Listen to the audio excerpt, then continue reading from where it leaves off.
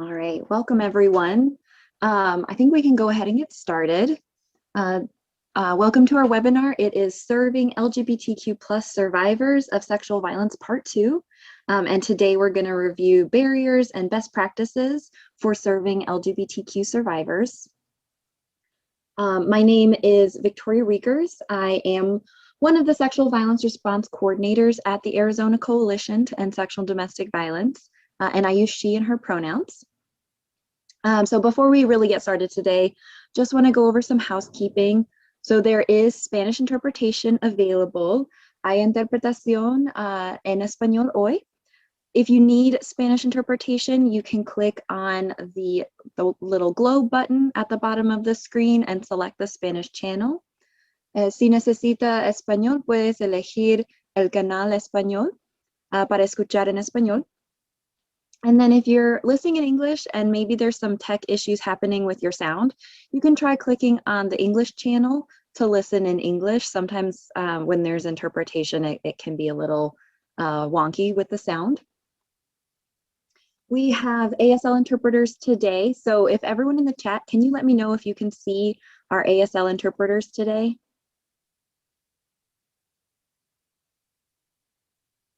I'm seeing one no, but a bunch of yeses. So I think we're good. It could be your setup. If you need the ASL, you can adjust the way that you see your screen, but the interpreter should be pinned. But if you're having difficulty and you need the ASL interpretation, please reach out to us to let us know. If you need to get in touch with me, then the best way to do that is to message all the panelists. If you are needing to get in touch with me for a particular reason, I may not be able to respond, but you can message all the panelists, and Marley, who's on today, can respond. She's here to provide tech support and answer any administrative questions that you may have. And if you need to talk to someone privately, you can just message all the panelists and say, hey, can I talk to Marley, please? And then she can private message you back. If you have questions today, please ask the questions in the Q&A function. Don't ask the question in the chat. If you ask it in the chat, chances are I won't see it. We've already got 95 people on today. So the chat might it might start moving really fast when we're using it. And so I'll probably miss those questions. So if you want to make sure I see your question, put it in the Q&A. You can also ask questions in the Q&A anonymously if that makes you feel more comfortable. Zoom bombing won't be tolerated. So if people are harassing others in the chat, anything like that, we will be removing folks. So make sure you're not doing that. I don't expect that to happen, but you never know. And then lastly, at the end of today, we'll have an evaluation and certificates. So if you would like a certificate for attending today, you will need to complete the evaluation. At the end of your evaluation, there will be a link to the certificate for you to download. There will also be a link to the slides today for you to download. I also want to check in, can folks hear me okay? They're doing some construction work outside, so I don't know if you can pick up on that. Okay, people are saying they can hear me just fine, perfect. And then if you're having tech difficulties with your sound, please reach out to Marley and Marley can try to assist. Okay, so just to review, yesterday we talked about LGBTQ terminology and identities. And so that was really great. And then today we're gonna talk more specifically about LGBT survivors of sexual violence, what they experience, and what are some best practices for those survivors. Oh, okay, great. I think there was a slight technological issue with our interpreters, but it looks like it is resolved. Great. Okay, sounds good. So we're gonna go ahead and get started.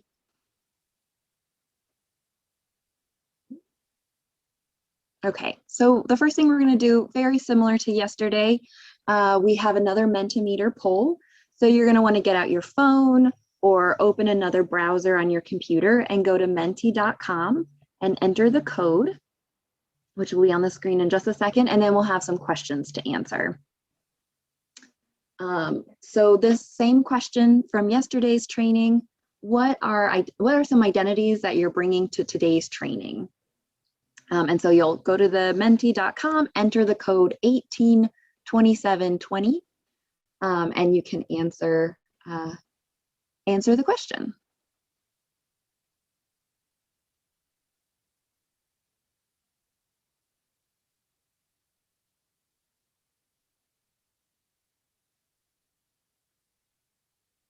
And thanks everyone for participating. Looks like we have lots of advocates today. Lots of different LGBT identities I'm seeing today, so that's exciting. Different types of relationships we have with people.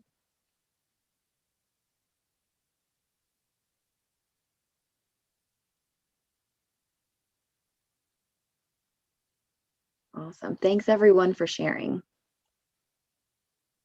If I was going to answer this, because I can't since I'm presenting, but if I was going to answer, I'd also say I'm bisexual. I'd probably say I'm a white woman.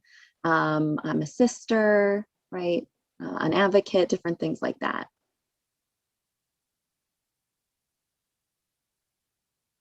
Awesome. It looks like almost everyone has responded. Okay, so next we have, how do you feel when you think about providing sexual violence services to LGBTQ survivors?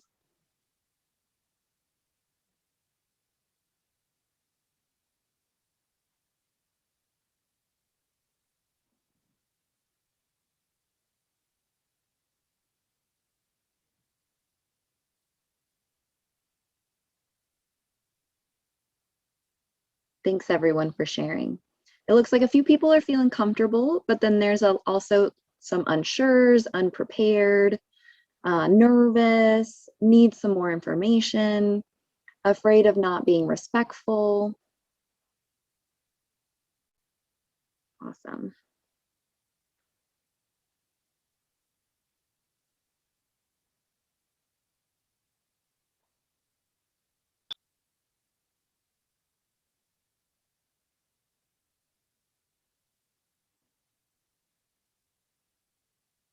Awesome. Thanks so much for sharing. Yeah, it's sometimes if we're not part of a particular community, we can feel a little more uncomfortable when serving that community. So I think that's really important to acknowledge so that we can learn how to be a little bit more comfortable and how we can better provide services to different folks.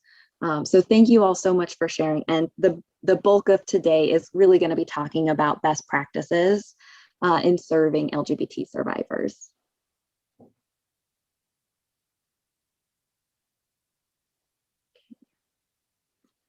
And this last question, what are some ways that you've made your services more inclusive to LGBTQ survivors?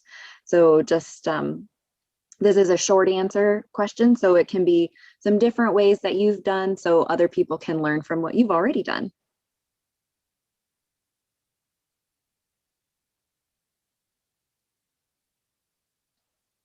Seeing lots of people have already started incorporating pronouns. That's great.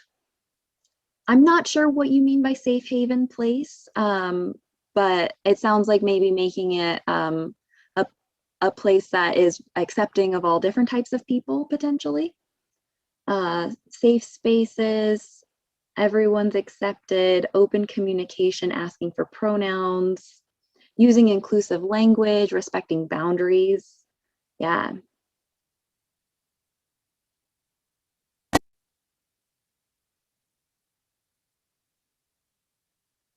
LGBT specific brochures.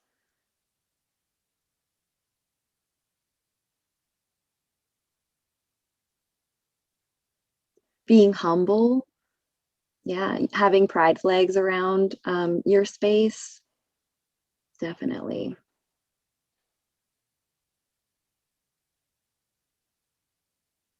Awesome. Some of these are great ideas, and some of these are things that we're also going to talk about today. So that's awesome. Doing LGBTQ trainings in the office. Yeah, trying to change our name and wording in pamphlets and intake forms. Yeah, definitely. Having signs that you're inclusive, having an LGBT friendly logo.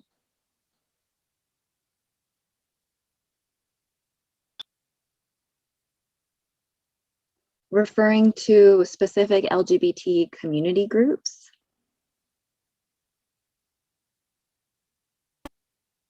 Awesome. Supporting LGBT staff at your organization. That's super important too. Awesome. Great. You already have quite a lot of ideas, so that's awesome. And we're going to go through some more as well today. So hopefully you'll also all learn something today. So that's exciting. I think that's the last one. Great. Okay, so yesterday, oops. So yesterday we talked a lot about identity terminology. Hopefully everyone feels a little bit more comfortable with the terminology if that's not something you were comfortable with before. And so today I'm not going to be always defining the terminology that we're using. If you still have questions, that's totally fine. Feel free to ask them in the Q&A and I will try to get to them, but I want to make sure we have time to cover the best practices today. So that's why I'm not going to focus as much on the terminology today. However, I do want to talk about the barriers and challenges. And yesterday we went through the statistics of sexual violence in the LGBTQ community. And if you remember, it's bisexual folks and trans folks who experience the highest rates of sexual violence across the community. And I think it's really important to remember that so that we're centering those folks in our work and making sure that our LGBT inclusive services are specifically inclusive of bisexual people and of trans people. So we're going to take a look at some of those barriers now. Before we get into that, I want to talk about what intersectionality means. So we also like to make sure we are addressing the whole person when we're talking about sexual violence and services. And intersectionality is the way that our identities and systems of power, such as race, class, and gender, interact and influence oppression, right? And so this is us looking really at the whole person. And so we'll take this person, for example, and because we created these slides, we know the identities that this person holds, but when we look at this person, we might not be able to know what their identities are. We know this person identifies as a cisgender woman because we created her, and she identifies as Black. And these may be identities that we can visibly see, but I also want to caution us not to make assumptions because like we talked about yesterday, gender expression is not the same thing as gender identity. This person identifies as bisexual. She identifies as deaf, and she identifies as college educated. Right. And so all of these different identities are going to impact her and her experience of sexual violence. And this is important to keep in mind because our identities don't live in a vacuum. And we all may have different privileges in our identities and different oppressions in our identities. So we can see with her, the privilege she holds is that she's cisgender and she's college educated. But she also has some different oppressions of being a woman, being bisexual, being deaf, and being Black.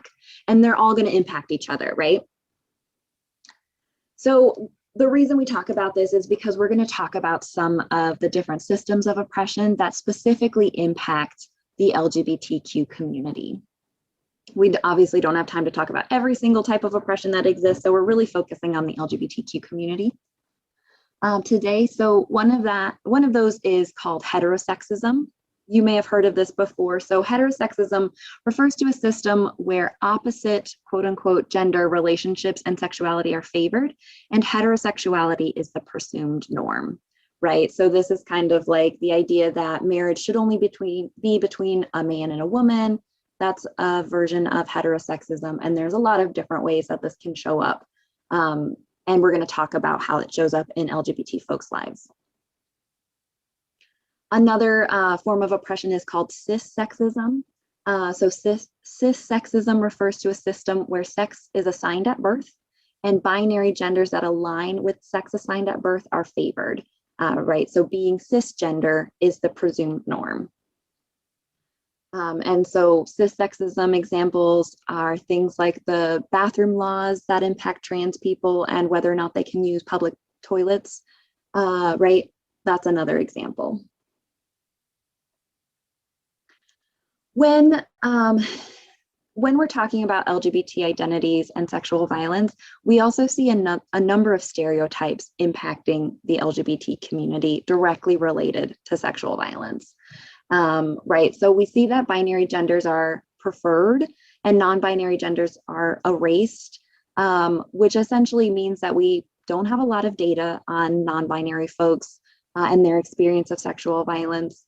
And there's not a lot of research out there looking at how to best serve this population. We also see sexual objectification, especially of bisexual women, lesbian women, and trans women, but we also see it of gay men as well. We also see fetishization, especially of bisexual women and trans women. There's this myth about hypersexuality in the community and that members of the LGBTQ community are hypersexual. There's also myths about pedophilia and that that's a part of the community, which it's not. And then we also know that racism, sexism, transphobia, biphobia, all of that still happens within the LGBTQ community, and being a member of the community doesn't make someone exempt from engaging in these behaviors. So we're going to break this down a little bit more. So I talked about how there's fetishization of trans people, and this can look a bunch of different ways. It's really impacted by transphobia and transmisogyny. So transphobia, as you may know, is the hatred of trans people. Transmisogyny is specifically how transphobia intersects with misogyny, which is the hatred of women. And so it's really describing how trans women are impacted. There is a lot of fetishization of trans women that happens, and I have some of the terms that people who fetishize trans people call themselves. I'm not going to say them out loud. I just have them on here so that you are aware that that exists. Oftentimes there's a fixation on trans persons' genitals and their body parts. And so on the quotes that you see, those are from a trans woman who was sharing her experience about online dating. And these are just some of the messages that she received. And then trans women and trans people in general are often viewed as like a violation of gender norms just by existing. And that is used as a reason to commit hate crimes against them, sexual violence, and other types of violence against trans people. And I think Janet Mock really explains some of this really well in her quote. Here it says, if a man dares to be seen with a trans woman, he will likely lose social capital, so he must adamantly deny, vehemently demean, trash, and or exterminate the woman in question. He must do this to maintain his standing in our patriarchal society. So I think this quote really shows how trans women are impacted by oppression and by cis-sexism. And we can see this when we look at the statistics of trans women, especially Black trans women, being murdered in this country, right? The murder rates of Black trans women are incredibly, incredibly high. And this is very often related to domestic violence and sexual violence and other forms of gender violence, right? And so it's really important for us to be aware of how this impacts trans women when we're serving survivors of sexual violence. Here are some examples of how objectification shows up with the LGBT community. So we have a lot of bisexual objectification where we see Katy Perry singing about how she kissed a girl, she liked it, and while also referring to her boyfriend in the song, and she's kind of like playing up this like girl on girl fetishizing. That happens. The same thing with Britney and Madonna kissing. Even though all of these women are straight, it's like playing up this bisexual fetishization for gaining money in both of their cases. And then the other image that we see here is an advertisement it's for healthcare, for health insurance, that was specifically targeting gay men. So it's showing how that sexual objectification also shows up in the gay community as well. I also want to specifically highlight some bisexual stereotypes and how they contribute to sexual violence. So on the screen here, we can see a number of different stereotypes that impact bisexual people and pan people and anyone really under the bi plus umbrella. And so this idea that bisexual folks are hypersexual, that they're always cheating on their partners, they're promiscuous, always up for it, that they're into threesomes, they're greedy, all play into that hypersexual narrative about bisexuals. And then there's also this idea that bisexuality doesn't exist and that people who are bisexual are confused, or they're actually just straight, or they're actually just gay. And then I also Googled some images, like I just Googled bisexual woman and saw what the images were. So the top images I found were about threesomes, about porn, and really centering male pleasure. And then in 2016, the most viewed category of porn in the United States was lesbian porn, according to Pornhub, which also plays into that objectification of like, quote, girl on girl action, which plays into this bisexual, hypersexual narrative. And so what we see happening is that if someone has a bisexual identity, they're seen to be giving automatic consent, right? Our society basically says that bisexual people have to consent to sex, which leads to sexual violence, right? This is one of the theories as to why the bi community experiences such high rates of sexual violence. We also see a number of myths and misconceptions related to sexual violence in the LGBTQ community. So one of them is that LGBTQ people try to turn children gay through sexual abuse. Of course, this is absolutely not true at all. And it's actually LGBT children are more likely to experience sexual abuse as a child. It's not the other way around of LGBT adults being likely to perpetrate sexual violence against children. There's also this idea that sexual violence doesn't happen in LGBT sexual relationships, right? Because especially when it comes to women in relationships with each other, there's this idea that women don't perpetrate sexual violence, and so therefore sexual violence cannot happen. Again, this is not true. The myth that that bisexual people love sex and there's no that they would say no, we just talked about. And then there's this myth that trans women shouldn't have access to women's only spaces because they might assault someone. And again, trans women are more likely to be assaulted than to assault someone, right? So I go over these myths, so I want to make sure that you all aren't believing these myths. And if you want to talk more about them, feel free to email me. I would love to have conversations with folks about them if you have any questions or concerns. So we talked about cissexism, we talked about heterosexism. I will sometimes combine them to one word, cis heterosexism, because it's easier to fit on the screen, it's easier for me to say, and it includes both forms of oppression, right? And cis heterosexism causes additional trauma to LGBTQ survivors, and it causes additional minority stress, which is a type of trauma. So we're going to kind of go through like the lifespan of how trauma can impact an LGBT person's life, even before they've experienced sexual violence, right? And some of these may be sexual violence examples as well. So when LGBT folks are children, we see trauma happening early. So 1 in 3 LGBT youth have been bullied on school property, and 1 in 4 have been cyberbullied. 1 in 4 have attempted suicide. And And then when it comes to trans youth, where the data is significantly harder to find, over 3 in 4 trans youth in K through 12 have experienced some form of harassment, right? So we see this bullying and harassment at a really young age. When it comes to sexual violence and bisexual and LGBT youth, 1 in 5 LGBT youth have experienced forced sexual intercourse. So that is a form of sexual violence. Nearly 1 in 4 have experienced any type of sexual violence.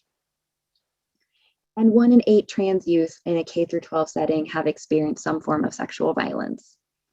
And so this is already happening at a very young age. And I also wanted to highlight too, that when we separate out the statistics, because I have LGBT grouped together, but when we separate out the statistics, bi plus youth experience even higher rates of sexual violence and sexual harassment compared to their lesbian and gay peers.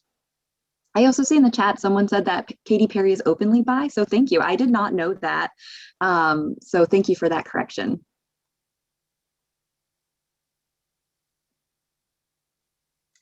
When it comes to youth, there's also a higher risk of homelessness and trafficking, right? So 30 to 40% of homeless youth are lesbian, gay, or bisexual youth. And then 10% of LGBT youth and or 10% of LGBT and 20% of trans homeless youth have also experienced some kind of sex trafficking or sexual exploitation, right? So this is also a really prevalent concern for LGBT youth.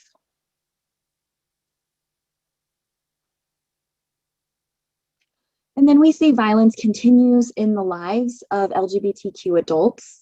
So we see this in hate crimes. So 16% of hate crimes reported in 2017 were based on sexual orientation. 1.6 were based on gender identity. These numbers seem pretty low to me, so I would imagine it's actually a little bit higher than 1.6%.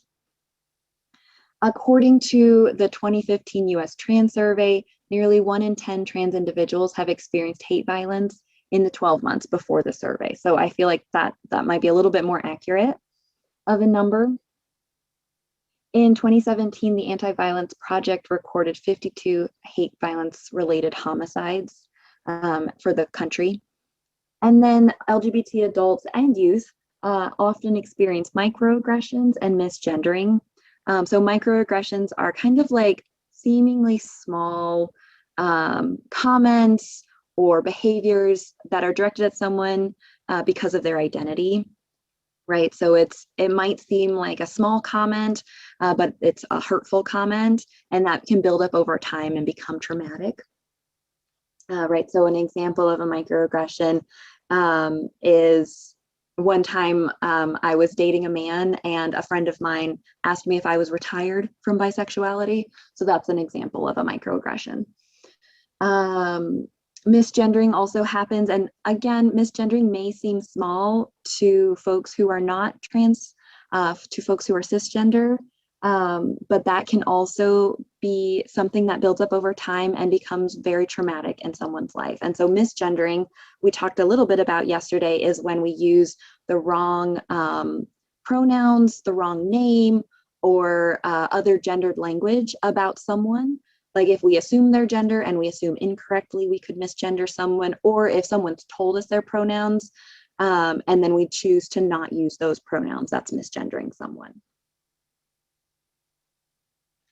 When it comes to law enforcement has a complicated history with the LGBTQ community. And I know this training, there may be some law enforcement on the call here, so I also want to highlight this. So that's one of the reasons that it can be really challenging sometimes for the LGBTQ community and law enforcement to interact, or for LGBT folks to feel comfortable coming forward when they've experienced sexual violence. So this comes from the history of LGBT folks being criminalized, right? It used to be illegal until like 2003, which is very recent. It was illegal in some states to be gay. We also have things in many areas called manifestation to prostitute laws, that are laws that really target behavior like waving at a car or kind of everyday behaviors, but they specifically tend to criminalize trans women. And then there's also just hostile attitudes, unjustified arrests, sexual harassment, and physical assault that LGBT folks have reported when they've had contact with law enforcement. Right. And I have a photo of Stonewall on the screen here too, because Stonewall is a very important event in our history, in the LGBT movement's history. And that was actually a riot prompted by police violence against the community. And I know a lot of people have forgotten that over the years. And so I think it's really important to recognize that the roots of this movement have come from fighting police violence as well. In 2017, 20% of hate violence survivors and 11% of intimate partner violence survivors reported law enforcement was hostile to them. And in 2017, 6% of documented hate violence incidents, the victims were killed by the police responding to the incident rather than the police protecting them from that incident, right? And so this is another reason that LGBT community members often don't trust the law enforcement and have a difficult time reporting when sexual violence happens to them. Some other things that we see that may also play a role in advocacy that we provide is health disparities. So the LGBTQ community faces significant health disparities when it comes to when compared to the cisgender and straight communities, especially in areas like heart disease, cancer, fitness and obesity, violence, mental health, suicide, substance use, and STIs and HIV in particular. And this is for a lot of different reasons, right? This is because 8% of LGBT individuals and 27% of trans individuals have reported being refused healthcare, needed healthcare, right?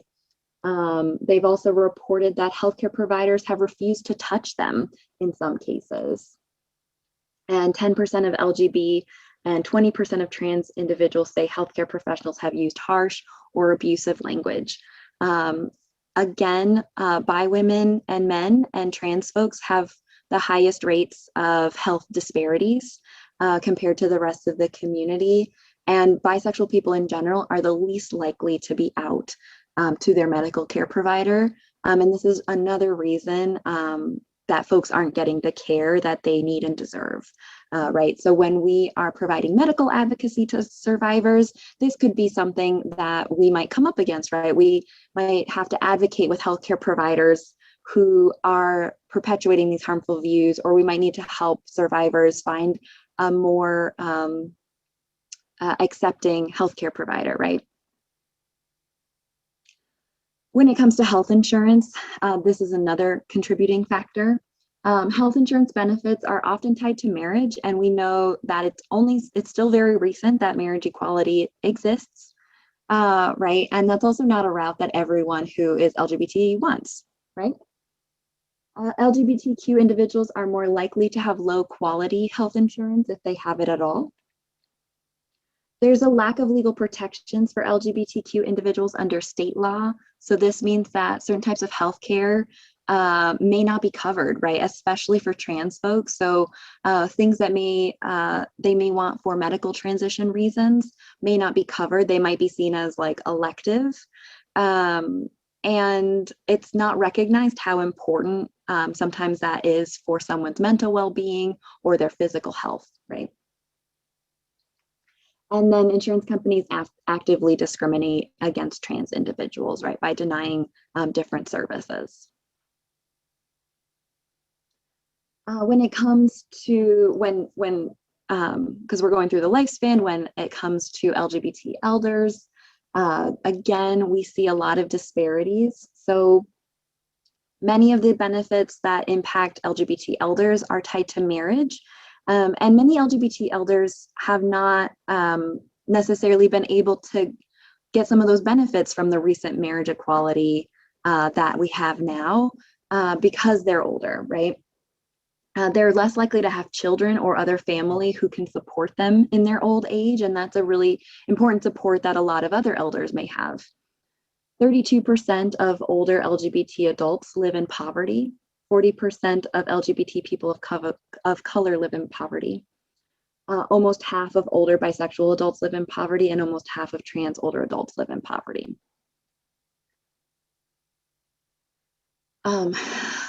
LGBTQ elders face healthcare discrimination, particularly discrimination in nursing home and elderly care facilities. So this person on the screen, their name is Sky, and this is what they said about aging in the community.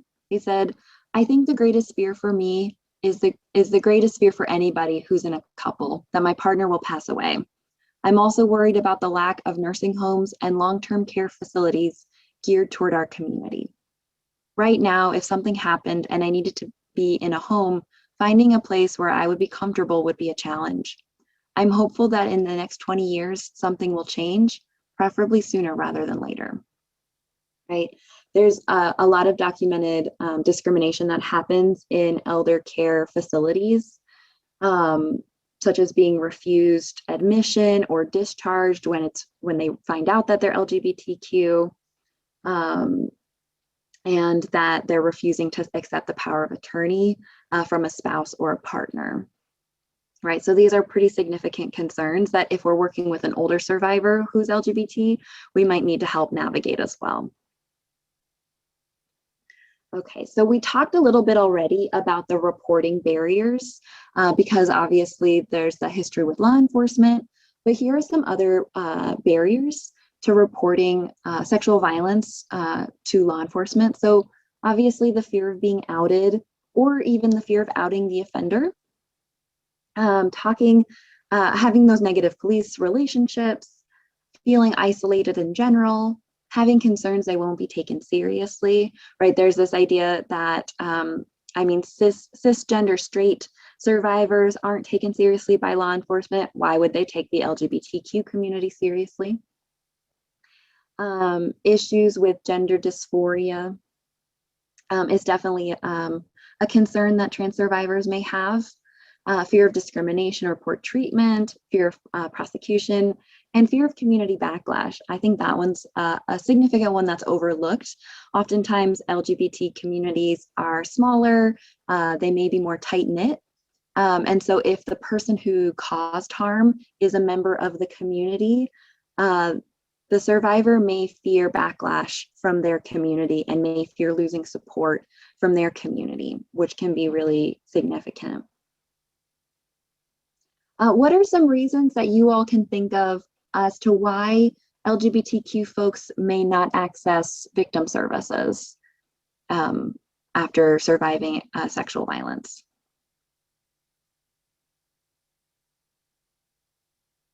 And feel free to put that in the chat. So having negative experiences in healthcare, experiencing shame, discrimination.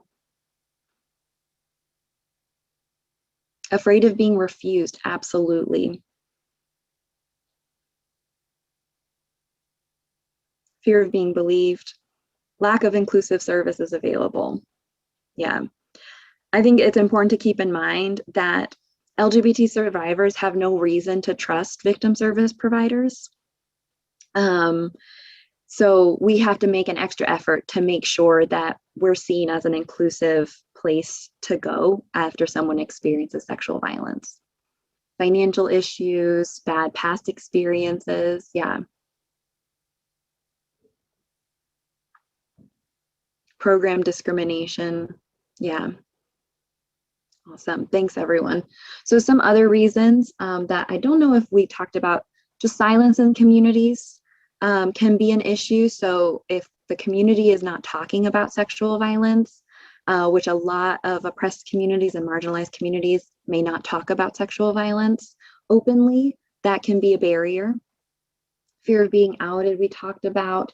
Many of you talked about bad past experiences with other types of service providers or with sexual violence service providers. service providers not understanding LGBTQ identities. I know some of you mentioned that. Generally feeling unwelcome.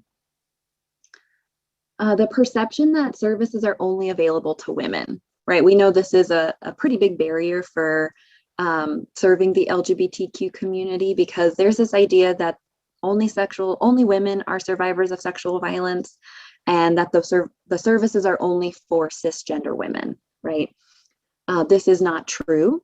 We know, especially if you receive federal funding to provide sexual violence services, you are required by law to serve all people, right? And you are not allowed to discriminate against someone who is LGBT. But most people don't know that. Most people assume that services are only available for women. Especially, I think one of you talked about trying to get your organization to change their name. When we have names of our organization like Women's Shelter or Women's Center, even if we serve all genders, it can be not very clear to the community that we serve all genders when our name has women in the title. And then we also wanted to highlight that bisexual survivors are often not welcome or comfortable at LGBT service providers or at mainstream service providers, right? And so this is also a really important barrier. If you look at any of the research about bisexual women's experiences with sexual violence, oftentimes the type of service they seek out depends on the gender of the person who committed harm, because of different experiences they've had of being discriminated against in the LGBTQ community or in the straight community, right? Oftentimes, service providers have their own myths about what serving LGBTQ survivors looks like.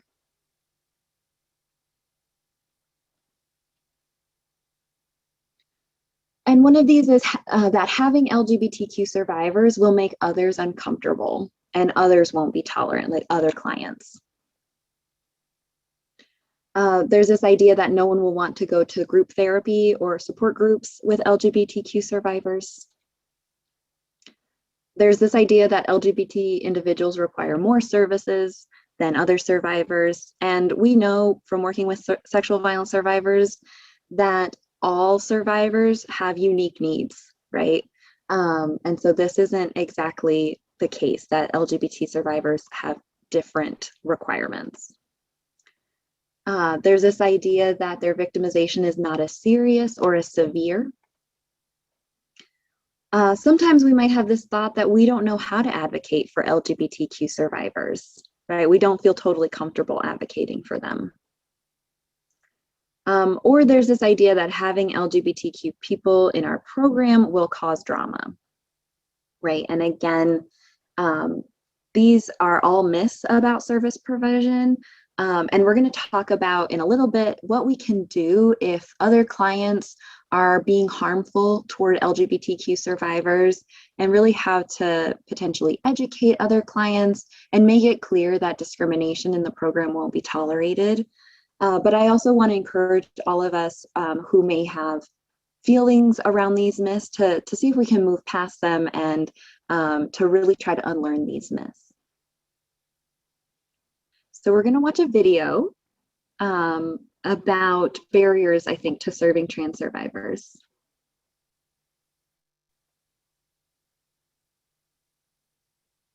I didn't deserve to be attacked, and I definitely don't deserve to be made to feel like it's my own fault. I felt confused, powerless, and helpless. It was a little traumatizing.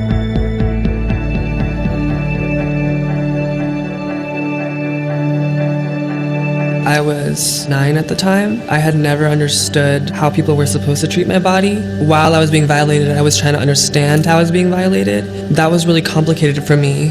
Out of nowhere, he was standing over me. He was pulling me down, pulling my pants down. All of a sudden, the conversation switched. He started to kind of move forward toward me and became violent. After just talking to this man, his forearm is in my throat and I'm up against this storefront. We only feel sorry for certain women. We only believe certain women. For trans women and for femmes, because we're not seen in the binary, especially trans women, like a mockery of womanhood, people don't believe us, or our claims against against sexual violence isn't legitimized. The Me Too movement, it was a little bit disheartening, the fact that this was a woman's work for 8 years and there wasn't really any recognition of that or even where it came from. There's like a legacy of, Black feminism that the Me Too movement is a continuation of, specifically Tarana Burke.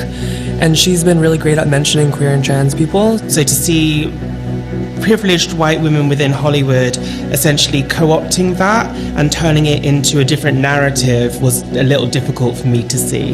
In the Me Too movement, a lot of Black women or Black femmes are angry is because it's like we have to like shout from the top of our lungs, where a cis white woman can write an op-ed or just make a claim and the world burns. The Me Too movement doesn't do a lot to include trans women because there are a lot of situations where trans women are not just afraid of going out and reporting like something bad happened to them sexually. You're also afraid of, the way that the cops will treat you when you're trans. I don't know a lot of women who have to deal with that. There was just such judgment about how did you get in this situation?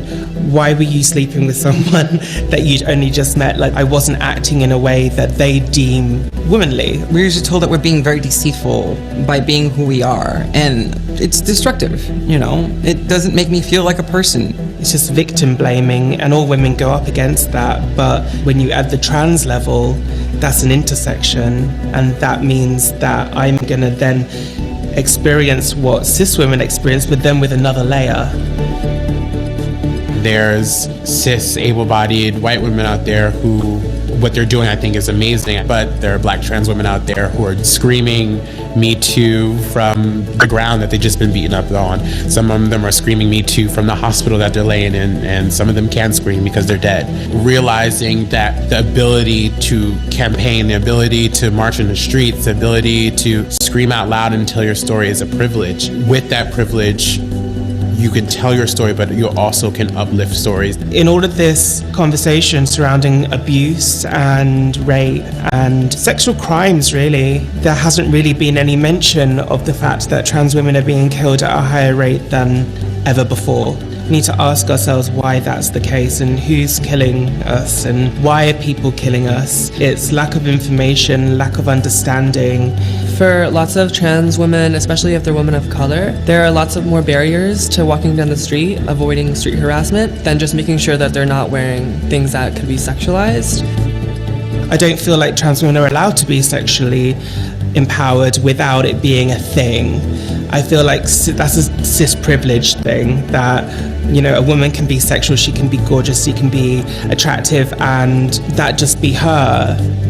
But for a trans woman to do that, it feeds into a whole narrative of us being fetishized. Having to defend my identity it's tiring, it's exhausting. It's like a never-ending fight. I think I have privilege sometimes with passing. I think people tend to kind of brush it off because they're not reading me as a woman. So they look at me as like, oh, you can handle yourself, or you're strong enough to do that. And I think that's where like the dangerous part is. I don't think that people are ready to be for the nitty-gritty of like the daily lives of trans women's lives, which includes sexual violence at the hands of police officers, which includes murders. I would love cis allies and straight allies especially to be making sure that the message is inclusive of queer people, of trans people, of everybody that doesn't really fit into the narrative that's going on at the moment. If everyone realized that all of our battles individually are part of like a collective human experience, the things that trans women of color face are about white women too and are about white men too, and that if all of us are free, then it's a much better world, and if one of us is left behind, then that means that there's no real justice. It's difficult to understand what everybody has been through, but it just takes listening. I don't think that anybody knows everything. We get things wrong, and there's no shame in getting things wrong, but it's where you go from there. It's how you listen to your sister. And if you're open to listening to what someone else has been through, then no one can fault you for that.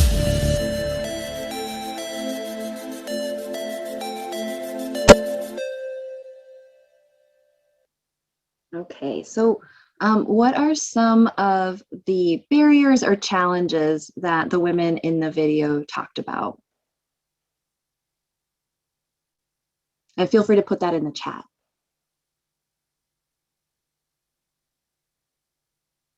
Exclusion. A lot of them talked about how their trans identity intersects with being a person of color, how they've experienced victim blaming, how the Me Too movement left them out, not being seen as a person.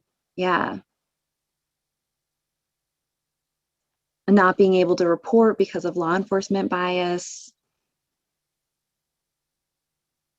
They're coming in, your chats are coming in so fast, I'm not able to read them all.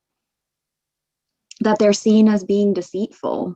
Yeah, that's a really significant stereotype or myth about trans women, is that they're lying about who they are. Yeah, that they've experienced trauma. Yeah, thanks everyone. So I really like sharing that video because I feel like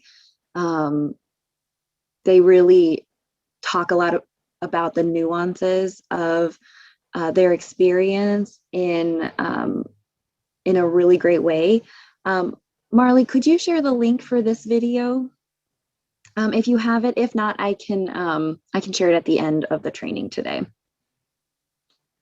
So now that we're familiar with some of the barriers that LGBTQ folks experience, as well as some of the other types of trauma that LGBTQ survivors may have experienced, now we're really going to dig into how we can make our services more accessible to LGBTQ survivors. So we're going to go through some different changes that we can make at our own programs. We're going to talk about advocacy specific changes we can make, as well as some law enforcement and forensic nursing changes for those folks who are on the call today as well. So the first change, and I know a lot of you highlighted this yesterday, is that a lot of times it's all about respect, right? So the first change is really focused on respect and how we can be the most respectful. So this is respecting people's names, their labels, their gender identity, and the pronouns that someone uses. And this includes using the same level of respect when that person's not in the room with us, when we're talking about them with other service providers. We still want to make sure we're using the correct name, pronouns, everything. We always want to follow the survivor's lead on how they refer to themselves and to their body. We don't want to make assumptions ever, right? So we don't want to assume that just because we have an LGBT specific support group that they're going to choose that one. They might want to go to the other support group that you have available. Or they might not, if you have like an LGBTQ specific advocate, which sometimes programs have, they might not want to go to the LGBTQ specific advocate, right? It's always best to let survivors make the choices about the services that they want, and not to make assumptions about what services we think they need. And we also never want to act surprised or disgusted when we learn someone's identity, either their gender identity or their sexual identity. Some other parts of respect, we never want to ask trans clients about their genitals, right? Unless it's specifically related to the service we're providing, like maybe we're providing a forensic exam and we need to talk about their genitals in that. There's a respectful way of doing that, and that's just being as transparent and open as possible about why you need this information, what it looks like for the exam, all of that stuff. But if that is not related to our job, we should not be asking people about their genitals, right? So a good way to think about this is this: before you ask a question of someone who's LGBT, especially someone who's trans, ask yourself, would you ask other survivors this question? Why do you need to know the answer to this question? And then another thing is, don't discuss a person's transgender status or their sexual identity as well, unless it's necessary to provide care or services, and always get consent, right? So maybe the survivor has disclosed to you that they're trans because they want you to help them find referrals for a trauma-informed therapist who is also trans friendly, right?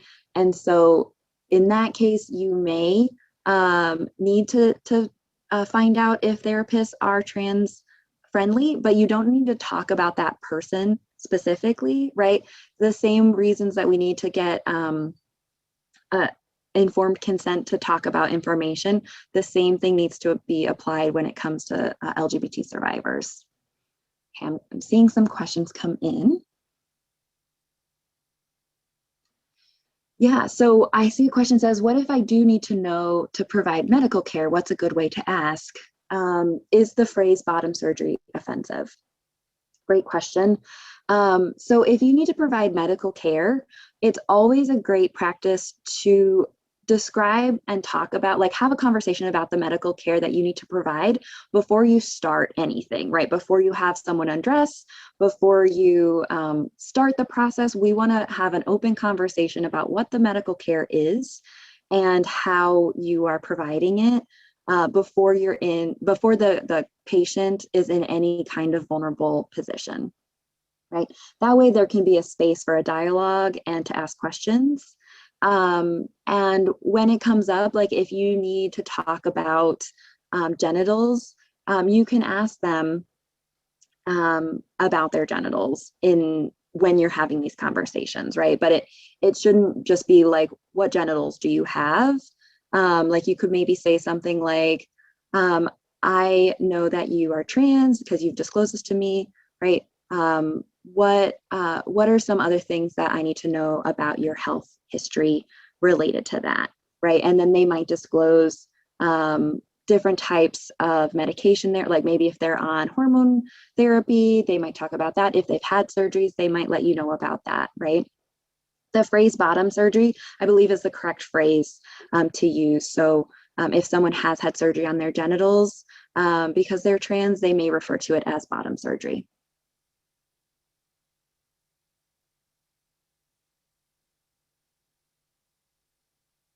Okay.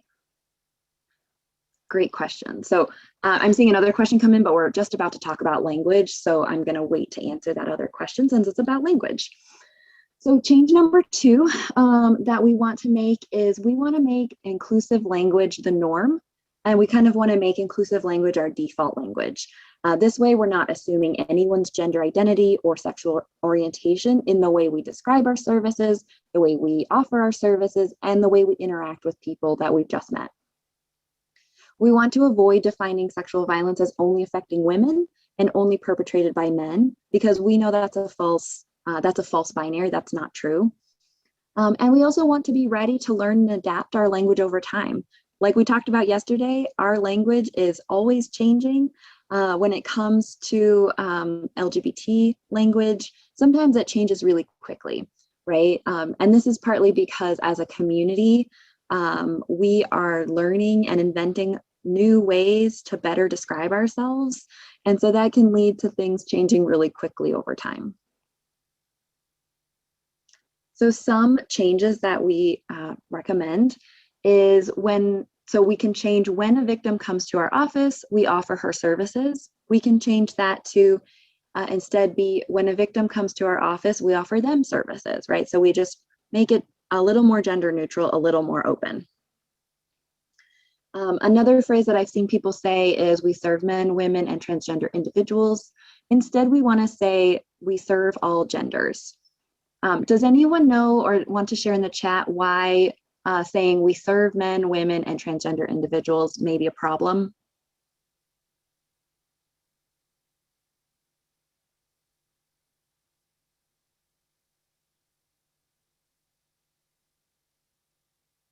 So one person said it singles them out, it's not fully inclusive, because trans men are men and trans women are women, definitely.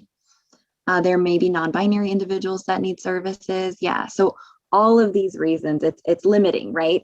So some non-binary people may identify with the word transgender, others do not, right? So they may feel left out. This also makes it look like we don't view trans men and women as men and women, right? So that's why we want to shift and say we serve all genders. Awesome. On the next slide, just as a heads up, there's going to be some more offensive language to let people know about what not to say. But just as a heads up, so we want to make sure we're avoiding the use of slurs. And the reason I have these on the screen is sometimes I've done this presentation many times, and people, especially people who are not members of the LGBTQ community, really want to know what are the off-limit words. So here are some of the off-limit words. And I'll go through all of them to make sure we know why. So you might be thinking, why is homosexual on here? I thought that one was okay. Homosexual is on here because the preferred term is gay. Homosexual kind of calls back to when being LGBT was medicalized and seen as a mental disorder or a mental illness, right? And so it's kind of fallen out of favor. Obviously, there's the T slur we don't want to be using. Dyke is another word that's a slur. Some people may use it to as their personal identifier. Some people identify with that word and they've reclaimed that word. But if you are not a member of the community, you should not be using that word. Again, homo's on here. Transvestite and transsexual are both words that have been used to describe the trans community.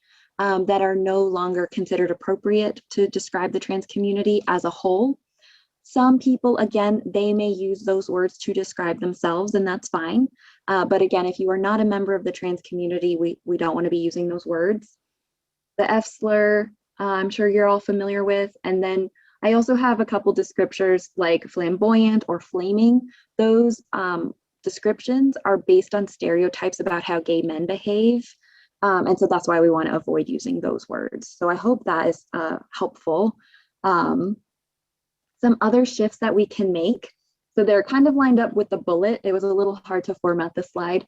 But so we don't want to say transgenders, a transgender, or transgendered, right? The word transgender is an adjective. It's not a noun. It's not a verb, right? So we want to say someone who's trans, transgender, or a person of transgender experience are all acceptable. One way to remember this is just think of another adjective that you use regularly. Like, so I have blonde hair, so blonde is an adjective, and you would describe me as a blonde woman, right? And so that's just a way that can be easier to remember if this is some phrasing that you've struggled with. Some other things that I've heard said that we don't want to say are a woman trapped in a man's body. Instead, you would just say a trans woman or just a woman. We talked a little bit about this yesterday, but sometimes I've heard people say he is becoming female. Instead, you would say she is transitioning, right? That captures that and is much more appropriate to say. I've also heard when you're talking about someone who's trans and it's the past, sometimes people have said when he was a woman, but instead you actually want to say before he transitioned. So this way we're not misgendering the person at any point in our description. And then, of course, I know this has come up already, talking about pronouns, but we also never want to ask someone, are you a boy or a girl? That's not a really polite way to ask someone about their identity. Instead, we can just say, my pronouns are she, her. What are your pronouns if you feel comfortable sharing? It's also important to know that not everyone who is trans or non-binary may feel comfortable sharing their pronouns with you, and that's okay. Okay, what about queer? I know we didn't talk about queer yesterday, which was an oversight on my part. It should have been in the sexual orientation and the gender identity sections. But I want to talk about queer because queer is often considered an umbrella term that folks in the community use. But it's really important to be careful if we're not in the community about how we use the term because it's a reclaimed slur. It is a very popular reclaimed slur. And there's a lot of debate still in the LGBTQ community about who is allowed to use it. And so I suggest if you're not in the community to err on the side of caution and only use it if you have permission to use it with the client you're working with. It's often used as this umbrella term. Some people use it as their primary identity label or their only identity label, right? And so that might be a situation where it's acceptable for you to use it because that's the label that they're using, and they'll let you know. Sometimes it can be very triggering though, especially for folks who have experienced it as a slur, and is particularly in the Black community, that queer is still often a stigmatized word. And so we always want to make sure we're being careful about this word. And I would always just default to, if you're not in the community, maybe not use that word unless the client you're working with wants you to, right? When in doubt, we can mirror language and ask questions respectfully, right? So maybe you're working with a client and the client says, I think he may have targeted me for being queer.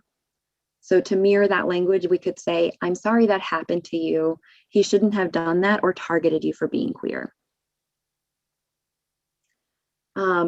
This one says, I identify as a chick with a dick. And this is actually a real situation that a former coworker of mine had when he was providing direct services. So he was working with someone, she described herself as a chick with a dick. And so this is what he said. Thank you for sharing. Could you tell me what language you'd like me to use to refer to you? Right, because as a cis person, right, someone not in the trans community, he didn't feel comfortable mirroring that language, which was the appropriate thing to do, right? So when he asked that question, she just said, oh, you can call me a woman, right? Okay, so I have a couple questions coming in. So one person said, what is the best way to word or offer LGBTQ specific services, like a support group, without making it seem offensive? That's a great question. I think you can just say that it's an LGBT specific service, right? Like you say LGBTQ support group for sexual violence survivors, right? I don't, that's not offensive. It's not offensive to say that something is specifically for LGBTQ people. And then how would you suggest handling written notifications using salutations of Mr. or Miss prior to knowing their gender identity? That's another great question. So I'm actually going to write it in the chat so that you can see how it's spelled out. But so there is a gender neutral salutation, and it's pronounced mix. So I've written it's MX, so that way you can see how it's spelled and written. And one practice that you could start doing is using mix for all of your written notifications when you don't specifically know that person or have interacted with that person before. You can just use that as the default and send that out on your written notifications. Once you have, maybe if it's a client and you've done your intake, once you know that maybe someone prefers she, her pronouns, then you can switch to the MS, that sort of thing. So that's a great question. Okay. So change number 3, I know a lot of you mentioned already, is having signage and art and resources. So a lot of you mentioned having pride flags around your office, having LGBTQ specific brochures. So that's what we're talking about here, right? So we want to explicitly signal that we are LGBT friendly. So at my office, we have the rainbow flag and the trans flag like on our door. So we have some of that signage. We want to make sure our agency art and materials have images that are diverse in race, gender, and relationships. And so one suggestion that we have, one resource to share, is there is a gender inclusive stock photo that was done by Broadly. Marley's going to share the link in the chat with you all that has a ton of stock photos that are completely free to use that are gender inclusive. And then we also want to create and display LGBT specific brochures and other resources. So making sure that we have brochures to target this community when we're doing our outreach, right? And so the picture on here, this is actually my parents' church in Iowa. And they painted the steps rainbow a couple years ago. And this actually led to an increase in LGBT folks attending the church. And so that's like another way that that church made itself more LGBT inclusive.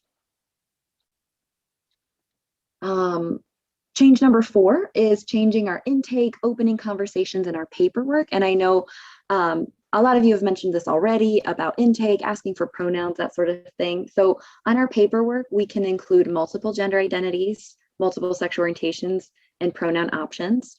I also really like to have it like fill in the blank. So that way, because like it's not possible for us to know every single gender identity and to like list it, like it would be kind of a lot to list like 20 different gender identities. So if it's fill in the blank, then people can just write what their gender identity is, and it makes it a lot easier for our forms. And then we can change how we introduce ourselves and our services, and we can talk about what we've done to make our services more LGBT friendly when we're doing outreach. We can also change how we are introducing ourselves, making sure we're including those pronouns in our introductions and asking people for pronouns. And we want to make sure we're asking everyone for their pronouns, not just people that we think may use different pronouns than what we expect. Another thing to keep in mind too is there may be different times where it's necessary for you to know someone's legal name, just based on the type of services that they need, right? If they need different types of legal advocacy and they need to fill out forms for court or for a hearing, they may need to be using their legal name.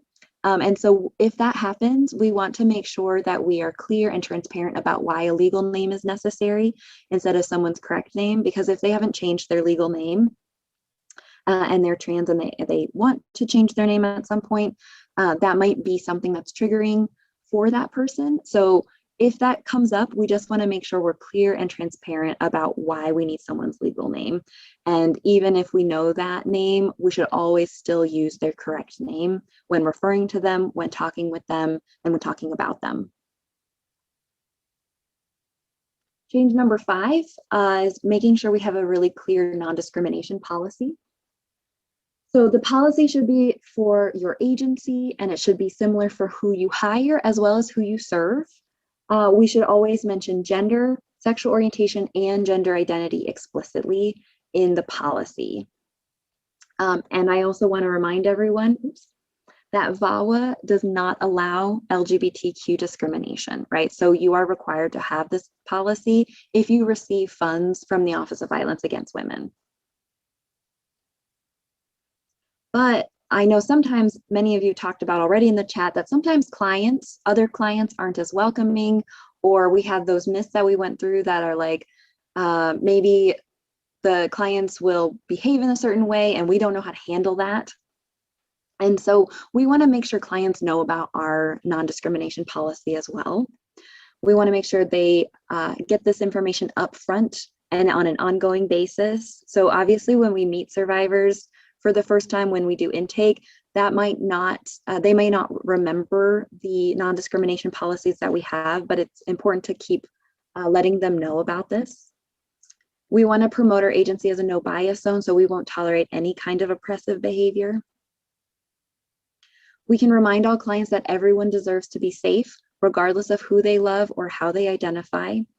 Right, so bringing it back to how the other clients have the shared experience with them that they did not deserve as well. We can see these moments as learning opportunities, so we can, like we do trauma education with sexual violence survivors, we can also provide some education about gender and sexual orientation to those clients, especially when they are behaving in discriminatory ways. We can facilitate community building activities where clients can get to know each other. If there is a problem with a particular client, we can have a private conversation with them about why that behavior is not acceptable in our program.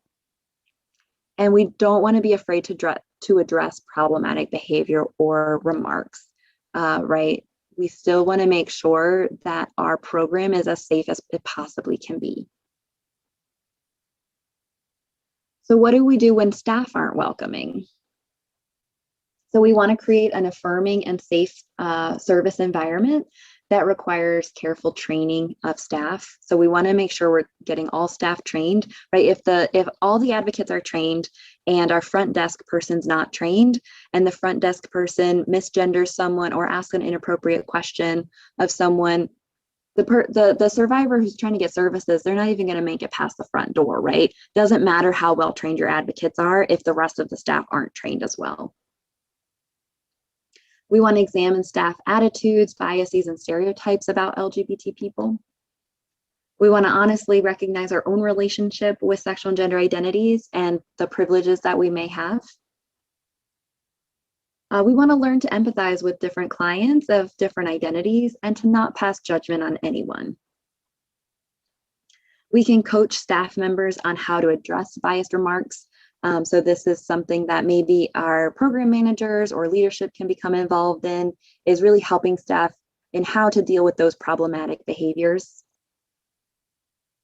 And then if staff are more concerned about the comfort of straight survivors and they're turning away LGBTQ survivors, this can be a really significant problem, and that is a form of discrimination. And so that can be impacting the funding that you receive.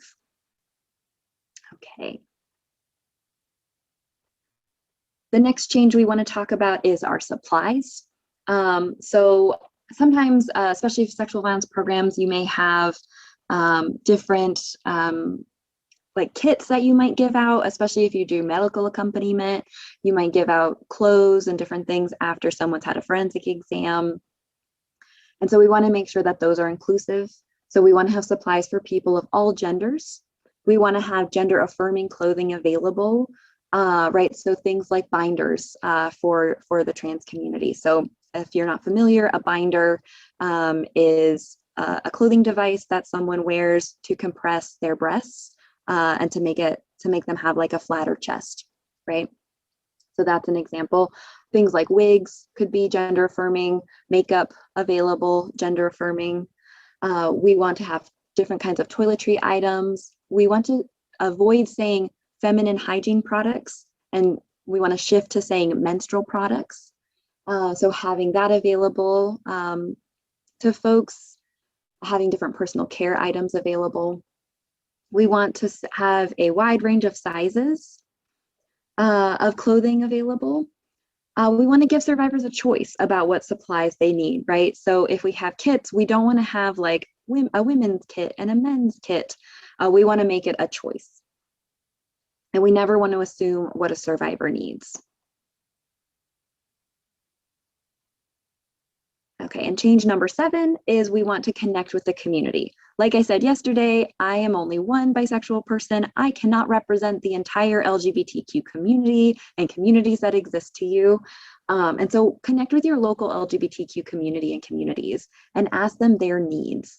Because they're going to give better advice than I am, because they know specifically the needs of the members in your community. We can do this by participating in community events. We can advertise in community publications, sponsor community conferences, and we can also collaborate with different resources and referrals specifically for LGBTQ survivors. So maybe in our community, we have an LGBT resource center. We can reach out to that location and ask them if they want to set up a support group together, and you can do a joint support group. And so then it's really clear how LGBT inclusive it is. And then you provide that sexual violence and knowledge and expertise to facilitate the support group. Some quick advocacy considerations. When it comes to safety planning, we want to make sure that we have already identified some LGBTQ friendly community resources to refer folks to. We want to help survivors think about the potential costs and benefits of contacting law enforcement or getting a protective order or an injunction against harassment. It might not be safe for them. They have many different considerations that they may want to include. We want to help survivors assess the costs and benefits of disclosing abuse to friends and family. We don't want to assume that disclosing violence is the right move for everyone. Provide knowledgeable referrals. If we're packing an emergency bag, ask them what they would need to survive in the world. That can be a good place to start. When we vet referrals, I have a couple tips for you. So We want to make sure your referrals understand sexual violence and LGBTQ issues. This can be a challenge, right? Of course, in rural communities, that can be a significant challenge to find someone who knows both. We want to screen our referrals for their LGBTQ awareness and knowledge. We want to create a referral list and never assume that LGBTQ survivors must or will locate their own resources, right? It's very difficult sometimes to do that. And we never want to disclose a client's gender identity or history without their explicit consent.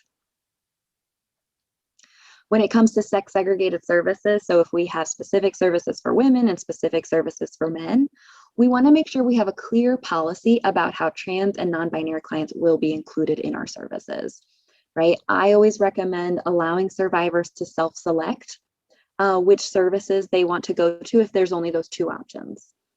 I also encourage programs to consider providing non-sex segregated services because that can become more inclusive. And we want to guarantee equal access for trans and non-binary survivors, not only because it's required under VAWA, but because it's the right thing to do. When we're working with LGBTQ youth, we want to understand that sometimes youth may be unsure of their identity and that it's normal to question and explore different parts of their identity. LGBTQ youth experience rejection at higher rates than other youth. And we want to consider developing youth groups, and we can talk about different things about identity and consent and healthy relationships in our program with these groups. And it's important to collaborate with youth-specific LGBTQ organizations, right? So if, I know we're in Arizona, if you're based in Phoenix, 1 in 10 is one of those LGBTQ youth organizations that you could collaborate with. When it comes to forensic nursing, I have a couple of considerations for you. So we want to understand, if you're a nurse, understand how medical transition may impact forensic exams or medications offered, right? How are they going to interact? One that's really important to keep in mind is that people who have vaginas who take testosterone, they may be more prone to genital injury and tearing. So when we're doing a genital exam as part of the forensic exam, we need to be aware of this and take extra care. People with vaginas who still have ovaries and uteruses may be at risk for pregnancy, even if they're on testosterone. Testosterone can sometimes cause someone to not have a period anymore, but they still may be at risk for pregnancy, right? So that's another important consideration to keep in mind for that medical care piece. Always remember that the anatomically or biologically correct language may be triggering for trans and non-binary folks. And so if you need to use it, explain why. And then maybe it's something like, you can use vagina or penis in your report and explain to them that, but then when you're talking to them, you can use a different word that the survivor prefers. Always talk with the survivor about what their preference is and what would be the least triggering for them.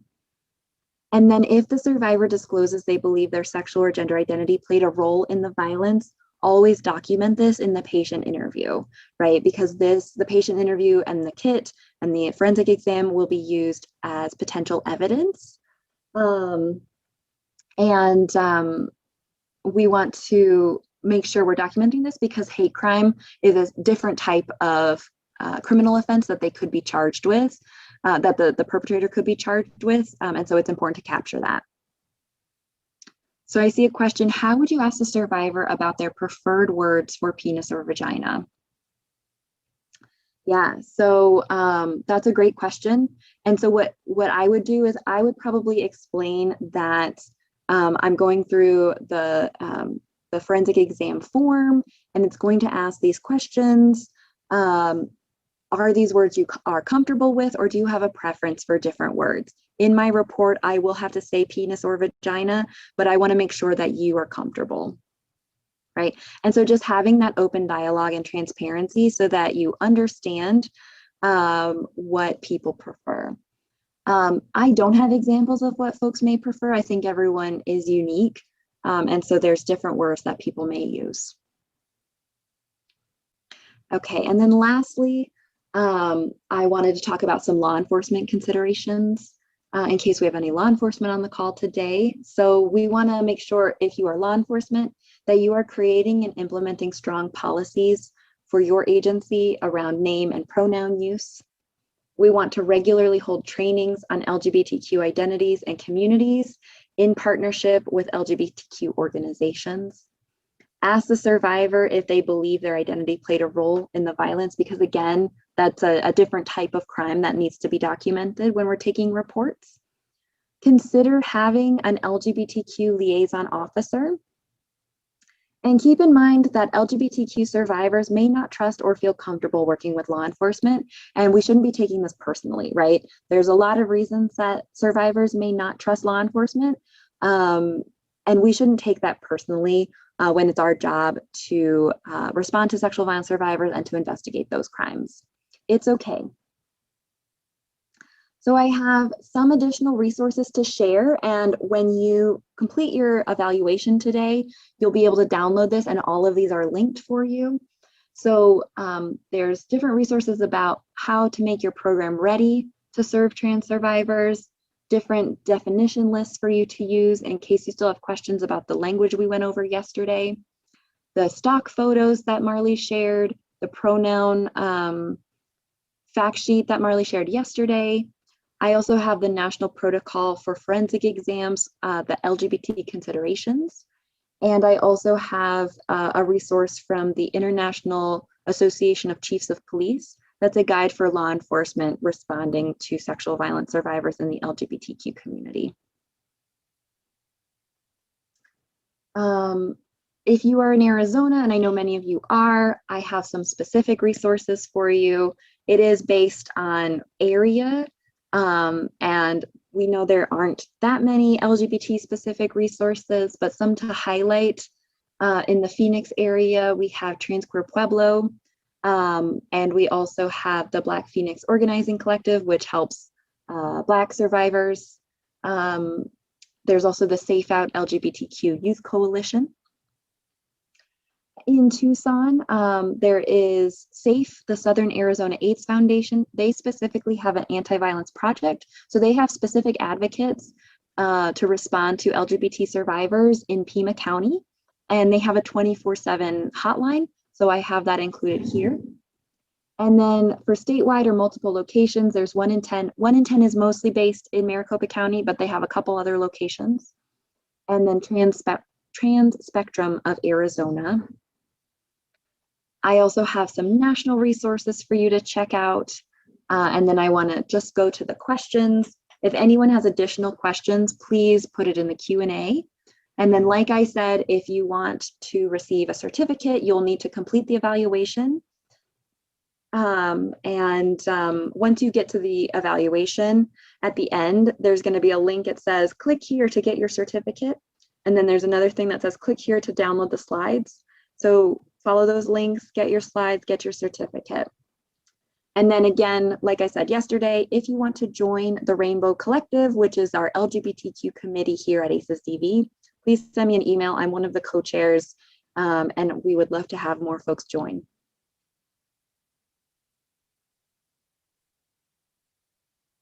I apologize. I feel like I had to rush a little bit at the end, so please let me know if you have any additional questions about what we talked about today.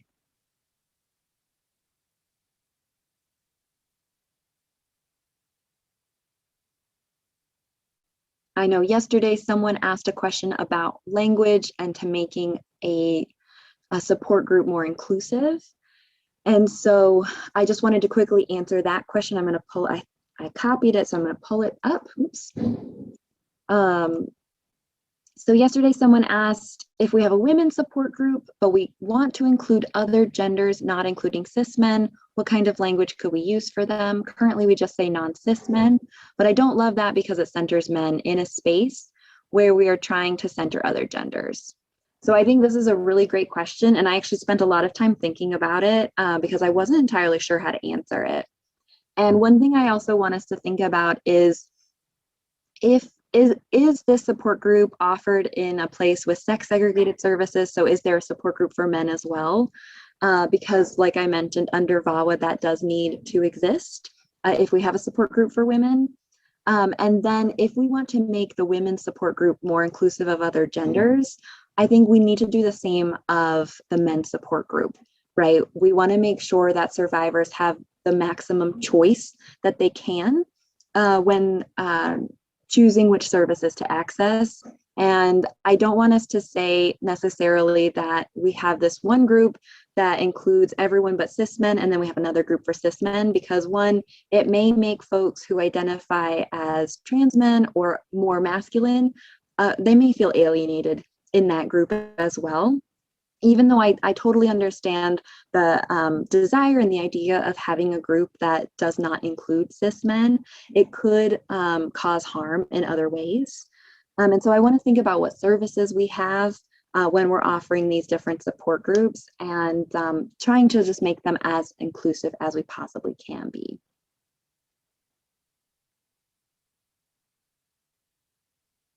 Any other questions?